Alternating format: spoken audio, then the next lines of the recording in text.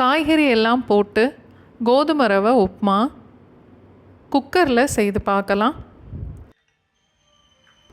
அதோடு சேர்த்து சாப்பிட்றதுக்கு தயிர் தாளிசம்,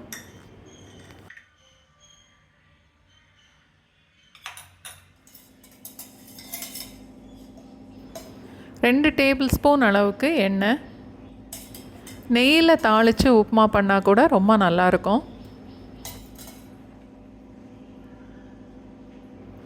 1 டீஸ்பூன் கடுகு,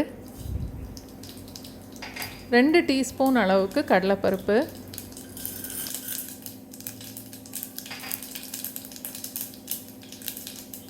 1 டேபிள் ஸ்பூன் அளவுக்கு முந்திரி பருப்பு,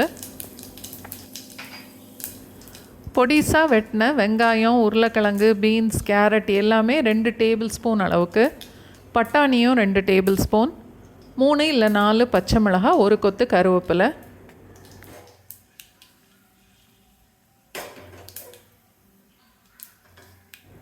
எல்லாத்தையும் ஒன்றாவே சேர்த்துட்டு வதக்கலாம்.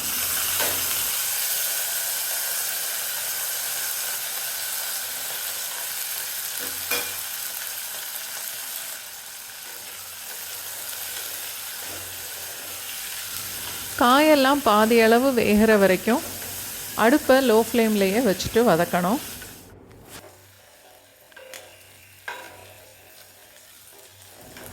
இப்போ 1/2 கப் அளவுக்கு நான் கோதுமை ரவை சேர்க்குறேன்.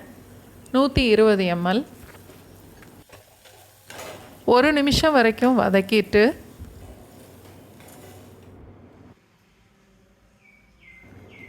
நல்லா கொதிக்கிற தண்ணி 3 கப் அளவுக்கு சேர்க்கணும்.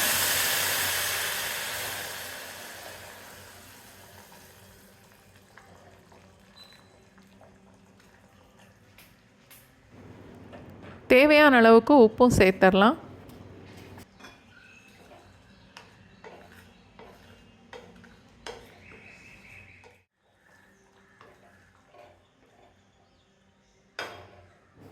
அடுப்பு லோ ஃப்ளேமை விட கொஞ்சம் கூட வச்சுட்டு குக்கரை மூடி ஒரே ஒரு விசில் வச்சா போதும். நான் இன்றைக்கி பொடி கோதுமை ரவை யூஸ் பண்ணியிருக்கேன். அதனால் 3 பங்கு தண்ணியும் 1 விசிலும் போதும். பரு ரவையாக இருந்தால் கூட 1 பங்கு தண்ணி சேர்த்துட்டு இன்னும் கூட 1 விசில் வைக்கலாம்.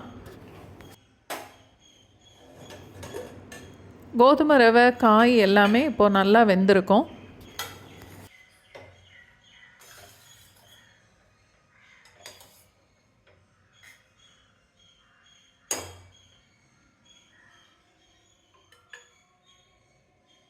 கால் கப் அளவுக்கு தேங்காய், கொஞ்சம் மல்லி இலை, ரெண்டையும் சேர்த்துட்டு நல்லா கலந்துட்டா ஈஸியான கோதுமை ரவை உப்புமா ரெடி.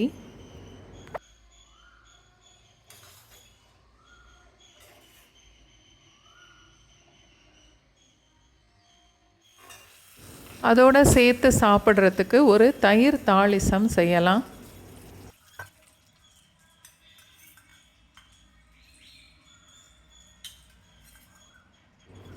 1 கப் அளவுக்கு தயிர் எடுத்திருக்கேன்.